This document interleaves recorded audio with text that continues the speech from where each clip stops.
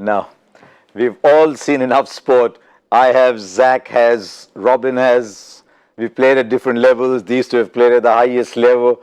None of us has quite seen anything like this. Forget that other tennis match that was going on just in another suburb of England. What about this one?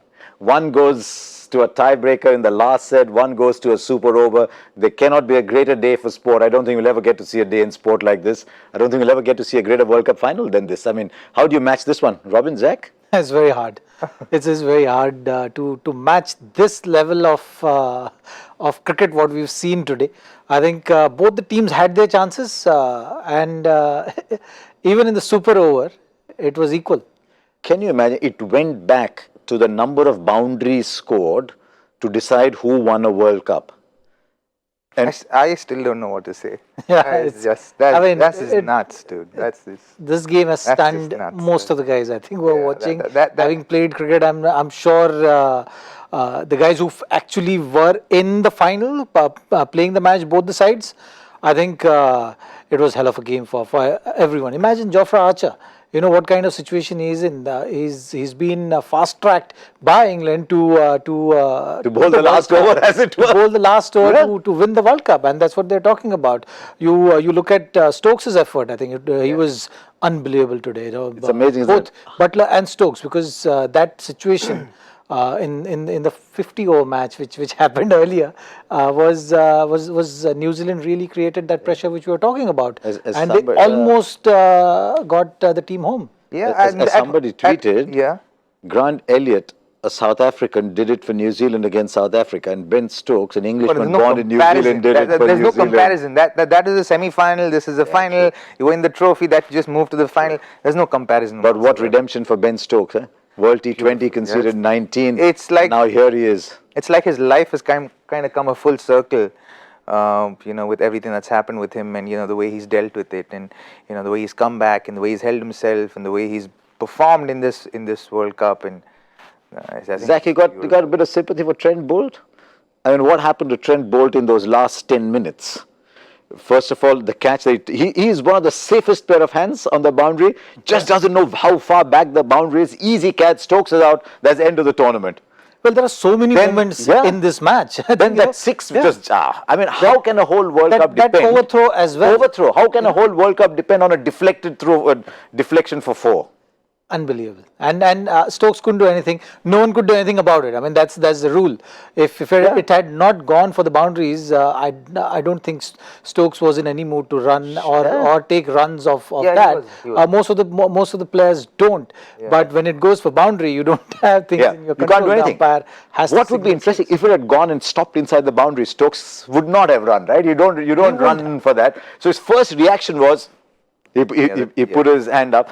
I challenge you to find me a writer of fiction who can come anywhere close to this. There is nothing to match reality in life. Absolutely not. A cricket match that goes to the end like that is the best cricket match. You got to feel for New Zealand because you're backing New Zealand. No, also. Do you want to take a pause, actually, given the day it's been for you? Yeah, do you want to take a pause? No Federer, no New Zealand. For me, right? But I'm just saying, the amount of conviction that they had to hold, as in at all times England were ahead in this game. At all points England were ahead, and for them to hold their nerve to the point that an overthrow deflected off, like 4 runs deflected off the bat from a throw, decides the game. You know, there was no chance he was going to hit another 6 in that over, or you could say that. But I completely agree with you. I think if you look at the game and what the chances New Zealand created, start from the toss. You know, they made that tough call of winning the toss and batting first. You know, that wasn't the easy call on today morning of the finals, because Owen Morgan also was very vocal about saying, okay, we would have bowled first on this track.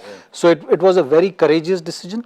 I think they approached the game in that fashion. 240, yes, they were short by 25, 30 runs, what we spoke about, but they made it up. You know, they made it up by creating that pressure. I think Grandom was superb today in terms of fifth bowling option, utilizing that. Kane Williamson was spot on, delaying that Santner's overs. You know, he really delayed those overs of Santner. believing in Nisham, who was contributed to those overs as sixth bowler, bowling in those back end of the overs of the innings, which are the most tough overs to bowl. Even when Butler and Stokes both put that pressure on this New Zealand bowling attack, and I think it was the game of pressure as well. But New Zealand held their nerves through and through, and it was brilliance of Stokes and Butler just denied them this chance of winning the World Cup. New Zealand had everybody's sympathy, right? All over the world, New Zealand, West Indies are your second teams. And so we're all talking about New Zealand, but England won it. Yeah, absolutely, they did. As in, we are going to talk about New Zealand because of the way they've played through the whole tournament. I'm large-hearted. I'm fantastic. And they played some brilliant cricket for a team that was written off by everybody around the world, to have come and repeated that same feat that they did in the previous World Cup, and to have played as a unit, and they've got you through sheer teamwork, and that's what stands out to me. And of course, on the back of Kane Williamson, but the way they're literally, their intensity and their momentum through the tournament had its own ebb and flow. Yeah, I mean that's showing that. Look at that. 19th of June, they're flying high. They won 4. One game abandoned. Yeah. Then they don't win anything. Look at the losses: 6 wickets, 86 runs, 119 runs, and they scraped through on net run rate. So you're right, the ebb and flow, and that was reflected in this game. Exactly. So even within this game, there were so many ebbs and flows that we got to witness, and the way they held their nerve through all of that's what needs to be commended. And, you need to pay accolades to that. The fact that they held their nerve and still believed, even at that time when that overthrow went off, they still believed, and that's why they pulled a super over out of it. And that's what needs to be commended about them.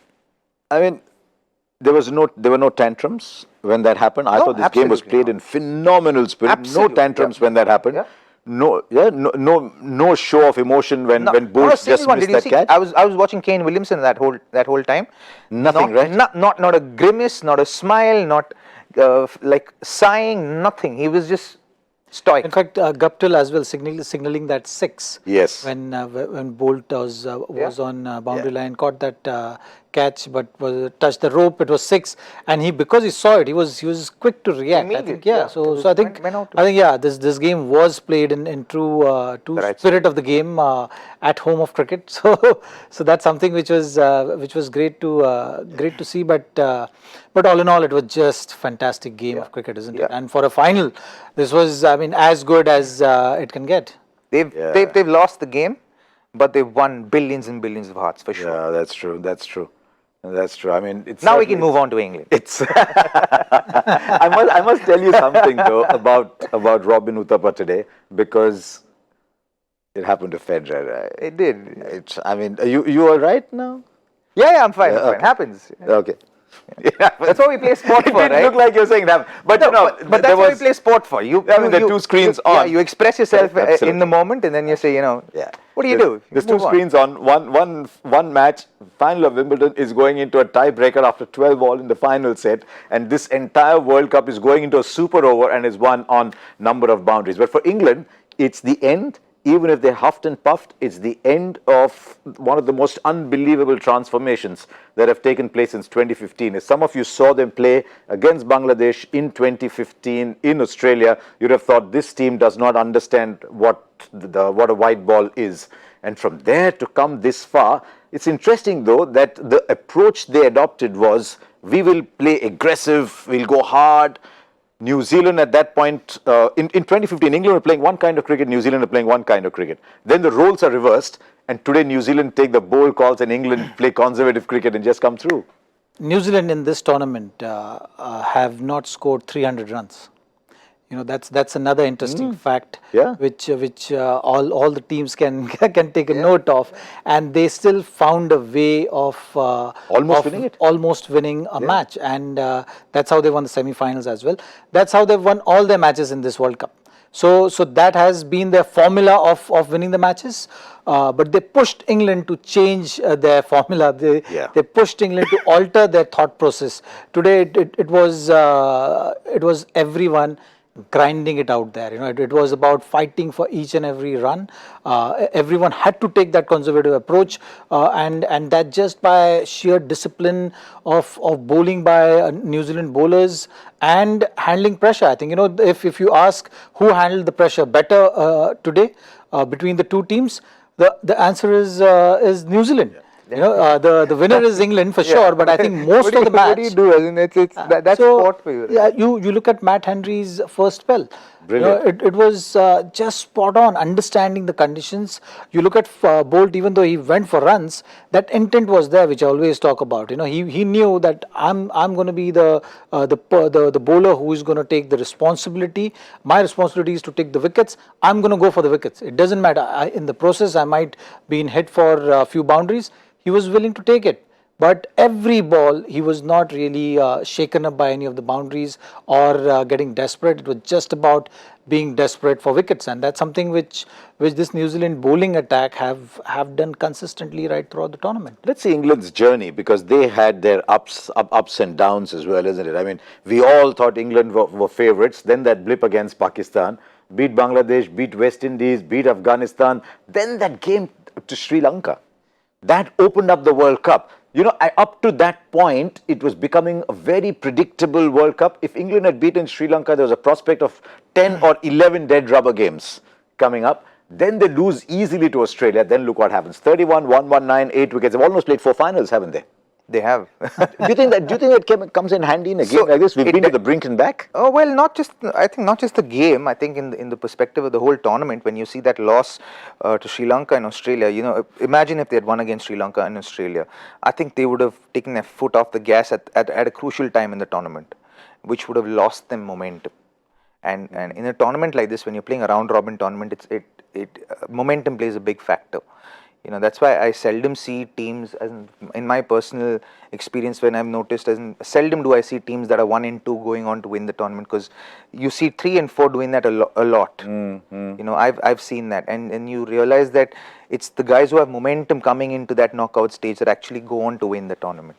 And that momentum is a big factor. And and knowing the English and knowing how they are and the mentality is, if they had won that game against Sri Lanka and Australia, they would have just kind of taken it off at the wrong time. So that was probably a blessing in disguise for them, especially that first loss to Pakistan. Kind of jolted them. They must have said, oh, it's just a blip in the radar. And then they won the next 3, and then they said, okay, all's good in the world again, and suddenly you lose to Sri Lanka and Australia back to back. And suddenly you're in a position where you really have to play good cricket through, for the rest of the tournament. And then when a team of that quality has to do that and has to bring to fore their best game in every game moving forward, then you know that they're going to mean business. They're going to take responsibility for their performances, and they're going to respect the momentum that they're gaining from each game. So many heroes for them, Zach.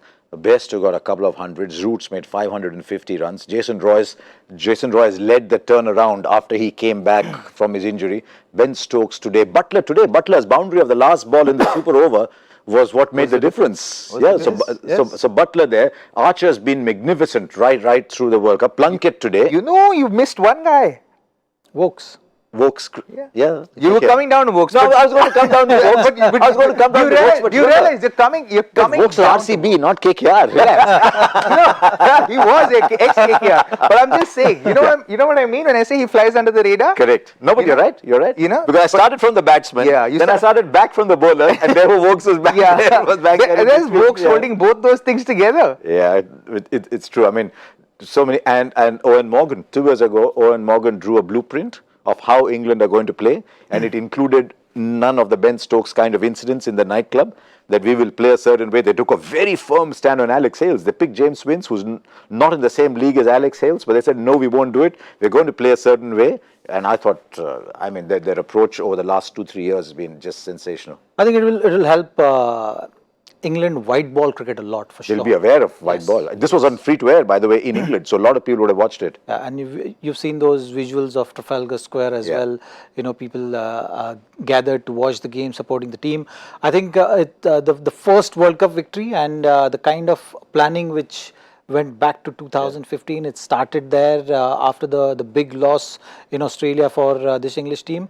They've done a lot of work and they badly needed this. I think, for on many levels, this victory was required for this England team, and it's satisfying to see that when a team or a board puts in so much of time and energy in terms of planning, doing the right, taking the right calls, creating a right culture, and sticking to what they believe in.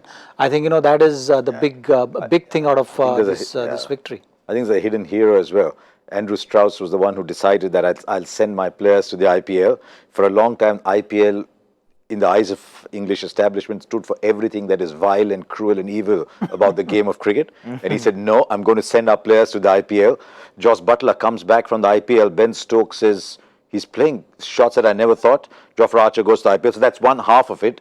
But he also appoints a white ball coach, someone that you know Trevor very Bayliss. well in Trevor Bayliss. Yeah, as in, if there's anyone who needed, as in who deserved that win in that English squad, I think it was Trevor Bayliss more than anyone. To pull a team around from where it was in 4 years to make it what it is, and he's not going to get the credit. The players are going to get all the credit, but he deserves a lot of that because he's done all the work behind the scenes. You can be sure as heck that he's done enough and more. I mean, the style of Roy and Bairstow, the style of Jos Buttler, picking people like Moeen Ali and Chris Wokes who do a little bit of this and bit of that. I mean, Moeen Ali didn't play today, but he's had a role to play in the last 2 years as well. Yes. Picking attacking bowlers, not the usual little bit of this and a little bit of that, and not enough of either. That was always England's approach. They picked the right players as well. Yeah, that's part of planning, and they've made they've taken some tough calls as well through the journey of coming where they have been. And yes, they have been pushed to the wall in this World Cup. They've been tested with the beliefs which they've had for the last 2-3 years. They were planning to be chasers of say 300 plus scores, and that's something which they were really banking on. Didn't really work in this World Cup. So that's something which they had to change how they've approached the game so far leading up. So I think they've been tested on many levels, and they'll be very happy that they stuck together as a unit. In between, Bairstow also got a little emotional halfway through the World Cup when they had those losses. And it's interesting. People who know Bairstow said that he's at his best when he thinks the world is against him and he has to fight. So his way maybe of coming up and saying what it was, but each player understood what it was. Now, there's a parallel here as well that these two gentlemen know. From the depths of 2015 to winning 2019 is a bit like from the depths of 2007 to winning in 2011. Yeah. You know a thing or two about that? Australia losing in 2015 in the quarterfinals, then coming back, 2011 coming back to win in 2015. So was it a good World Cup for you? New format? Was it the quality of cricket? As it went along, we changed from a 350 kind of tournament that we thought to a 240, 250 kind of tournament? I think it's been a great World Cup. I think you've experienced so many different things. I've learned a lot just watching the World Cup and just sitting down with these gentlemen and listening to them, about how they read the game. Oh, I thought you were planning to become a left-arm quick. No. but I've learned a lot, understanding, reading situations, reading, what the bowler would do, what the batsman would do under certain situations. And you watch these performances with the way they go about performing, like Rohit Sharma, Shakib Al Hasan, the way he's batted through the whole tournament has been sensational. Yeah. Jason Roy, the manner in which he's batted, the gumption in which he's gone out and batted, has been great. Jofra Archer, coming out there and, bowling the way he's bowled. Chris Wokes for me, I think just the fact that he's come out there and bowled so well, The bowlers. Zach, was it a bowlers World Cup? I mean, was it a 350? It was a completely different World Cup from the kind we thought it would be. And so the players had to adjust all along. I felt it was even contest between bat and ball. Fantastic, isn't it? Yeah, so that's what was the hallmark of this World Cup. So it's not that there were not big runs being scored, but there were days when bowlers would come together and win matches like these 240 games, which we've seen, and that's what you want to see. So that's something which was a big and satisfying thing for me as a viewer to watch.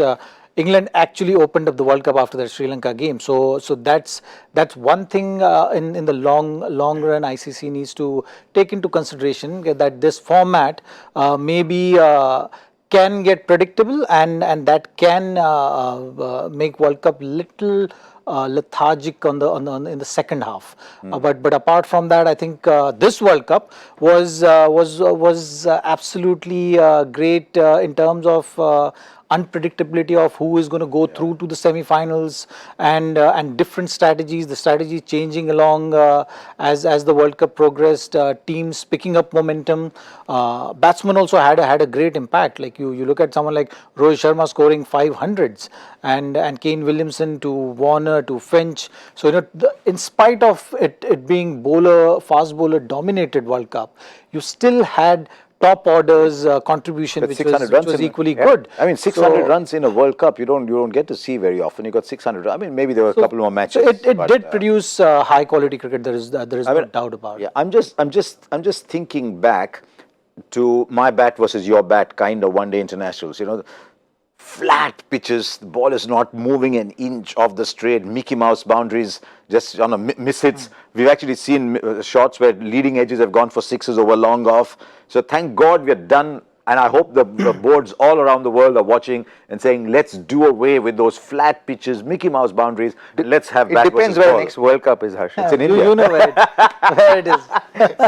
So how are you saying? That's a problem with all these young fellows who come into these commentary boxes. Here I'm delivering this big soliloquy on what kind of cricket, and there he spoils my show. So I'm thinking, how are you saying? It was great turning. Yeah, maybe spinners may come into play. I mean, there were no spinners. This World Cup, leading spinner took 11, leading fast bowler took 27. Yeah, so 12.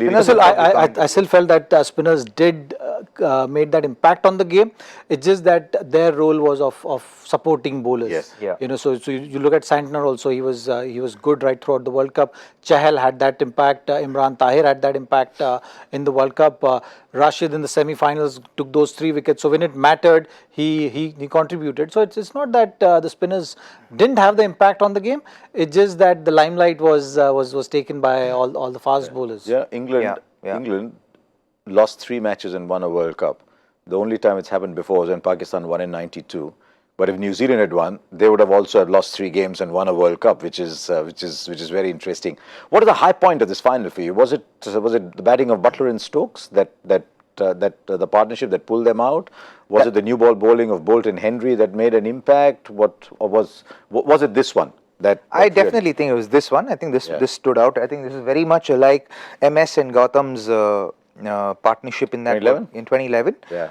A much needed important partnership that they needed. In spite of being attacking batsmen, they decided to get in there and get their hands dirty and make sure that they do the bunch work. Like I remember Stokes got his 50 in his 80th ball.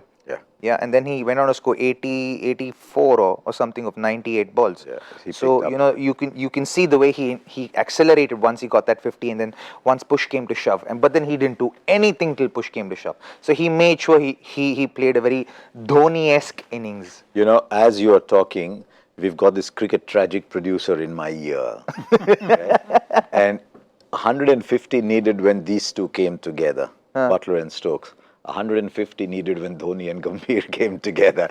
he's listening to you. That is so uncanny.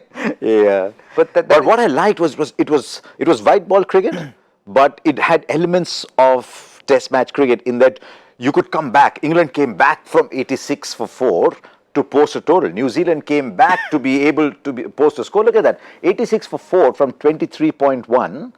And they still had time to come back. To me, that's been a feature of this World Cup, Zach. Maybe it's because there have been 250 games with the bowlers involved, that you had time to come back. Unlike in a 350 game, you lose a couple of wickets and the game's over. Look, even today's game, we are clear that with the new ball, there will be a lot of help. Yeah. It's just that New Zealand bowlers just didn't relax at all. I think that was also a hallmark of today's game, particularly Lockie Ferguson. He kept running, and he had a very... I mean, New Zealand today, I think, kept things very simple. Be it batting, they were calm. At no stage, they looked like they were panicking.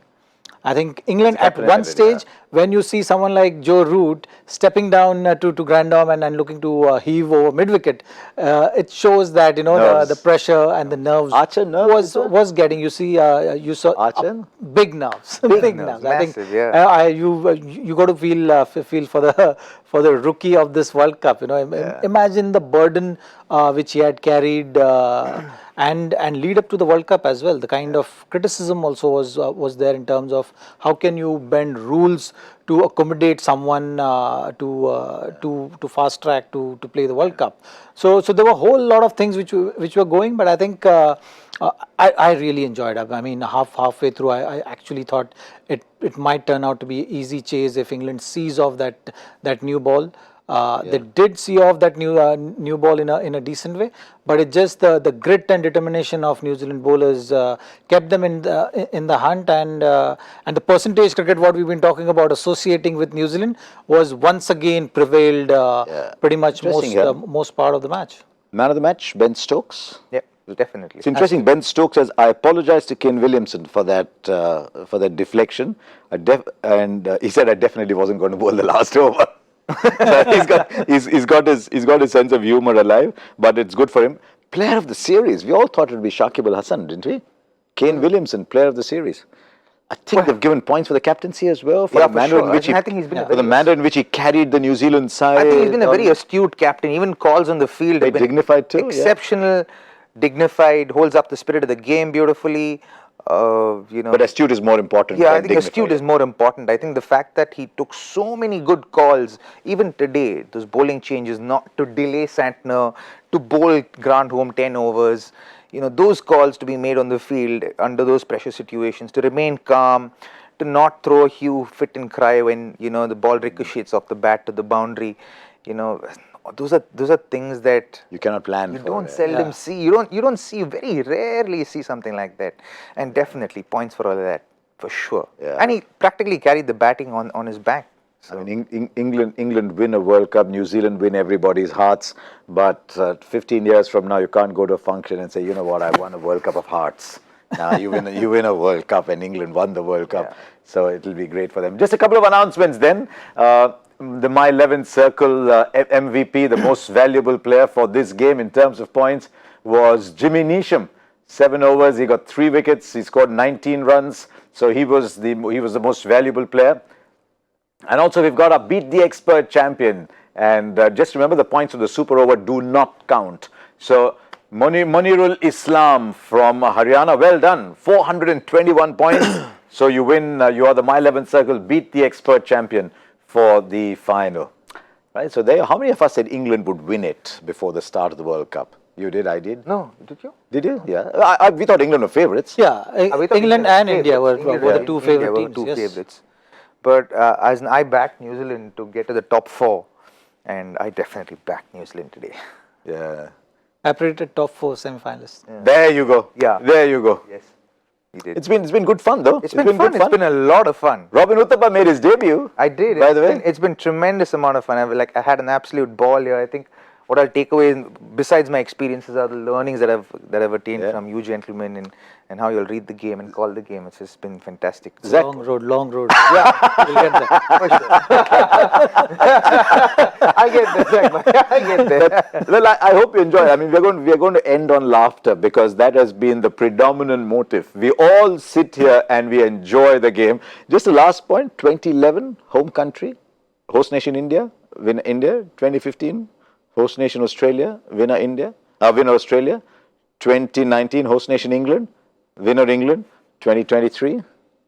Hope the pattern continues. Yes. Host nation India. Yeah, we hope the pattern continues. And the planning starts now. I think that's something which is very important. Yeah. And since it's a home country, home team, you want a lot of things to go right. I think it's always good to plan for the rainy day. And this World Cup was the story of that. The worst nightmare coming true, top order not firing or losing those 3-4 wickets. I think that was possibly the rainy day for Indian team, isn't it? Which with regard to the World Cup, I think. Spot on.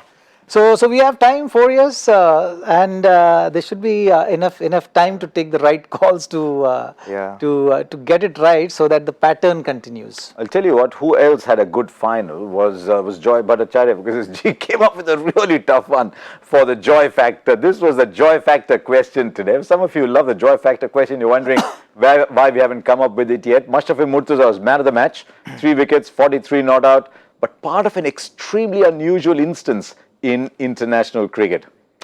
And the answer is, his second wicket was the Kenyan player Hitesh Modi. All of us have known of Hitesh Modi. His father Subhash gave him out LBW. Now, fathers are not supposed to give their children out LBW. Why? DRS. What a DRS? There was no DRS then. Can you imagine? He's coming back home and said, "You know what, Dad? I thought it was missing leg." Dad said, "No, it was on middle." Must have been a pretty strict father. Then what? I'm the umpire's son. Goodbye. But there you are. Now, who won? There you are. We'll have a winner as well for that. And this is Siddhant Khajuria at Sid Arcade 27. Well done to Siddhant Khajuria. So there you are. We've had an absolutely unbelievable day in the world of sport today. Try and find me anything that comes close to that. Roger Federer plays Novak Djokovic over 5 sets, 37 years old, takes it to a tiebreaker, goes 12-12 and then loses in the tiebreaker. We get a long World Cup, started on the 30th of May, and we come down to the last day. It goes to a super over and it's won on boundaries. Even the super over is tied. Find me a script that's better than that in real life. That is why we all love sport, isn't it? I mean, that's why we just love sport. Robbins, see you soon. Yes.